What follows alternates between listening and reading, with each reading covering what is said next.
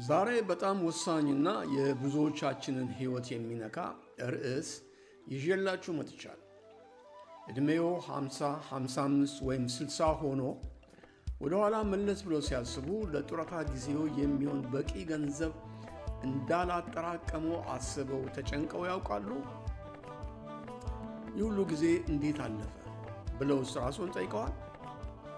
ምንም አልረፈድ። በዚህ ቪዲዮ ምንም እንኳን ዘግይተን ብንጀምርም በጡረታ ዘመናችን የተረጋጋ ሕይወት እንድንመራ የሚያግዙን 12 ወሳኝ መፍትሄዎችን እናካፍላችኋለን። እነዚህ ሐሳቦች ከኛ የኢትዮጵያውያን የኑሮ ዘይቤ ጋር አብረው የሚሄዱና ተግባራዊ ሊደረጉ የሚችሉ ናቸው።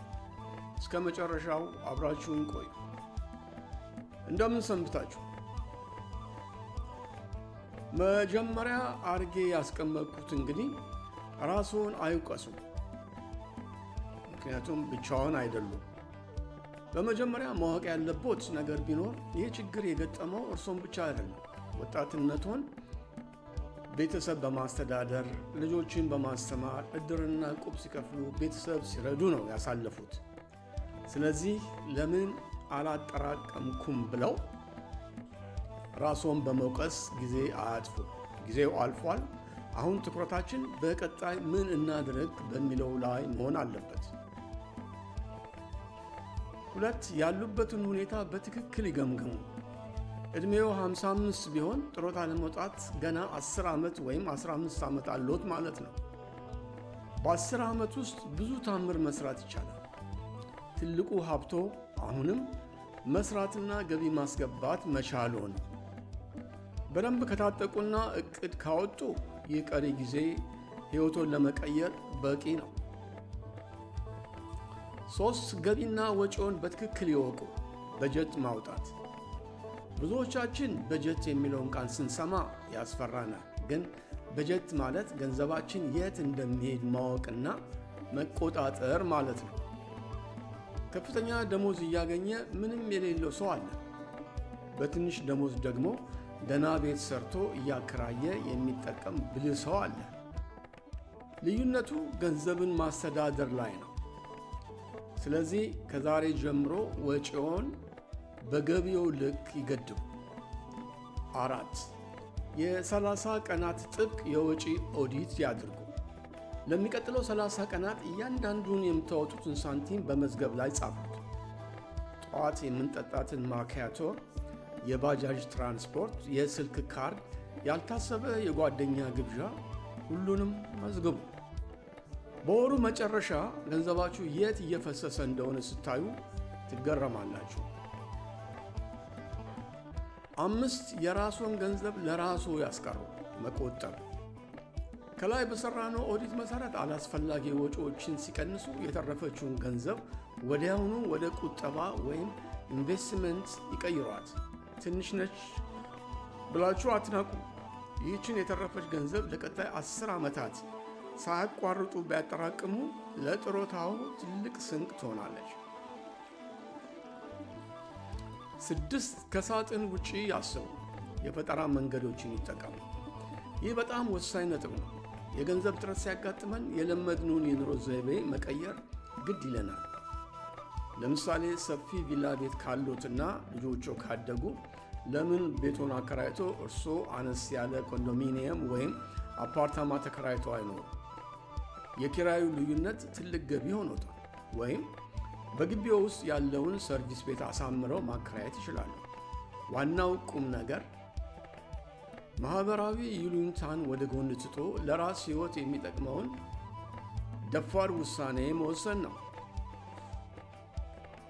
7. የሥራ ጊዜውን ያራዝሙ። ከዚህ ቀደም 60 ወይም 65 ዓመት ሲሞላ የግድ ሥራ ማቆም እንዳለብን ይታሰብ ነበር። አሁን ግን 70 ዓመት አዲሱ 60 ዓመት ሆነው። ጤናዎ የሚፈቅድ ከሆነ መስራቶን አቁሙ።